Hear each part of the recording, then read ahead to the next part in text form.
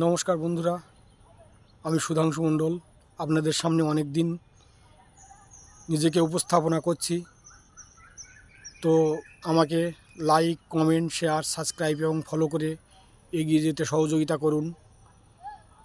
আমার আজকের নিবেদন, আমার লেখা কবিতা বামনের কানমলা।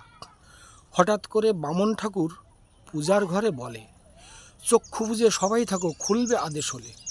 হ্যাংলা পাঁচি ক্যাবলা হারু চক্ষু বুজে থাকে, বুদ্ধিমান হোদলরাম তাকায় ফাঁকে ফাঁকে। বামন ঠাকুর ঘণ্টা নাড়ে, কান মলে খালি, হাসতে হাসতে হোদলরাম দেয় হাততালি। বামন ঠাকুর রাঙা চোখে মন্ত্রতন্ত্র ফোঁকে, মধ্যে আবার ওঠে বসে গন্ধ শুধু শোঁকে। মন্ত্র শেষে বামন বলে, সবাই চক্ষু খোলো, কিন্তু ওই ছেলেটি বেশি পাকা হলো। হোদলরাম হেঁকে বলে, যা পারো তাই বলো, কেমন করে কানটি মলো, দেখা আমার হলো। নমস্কার।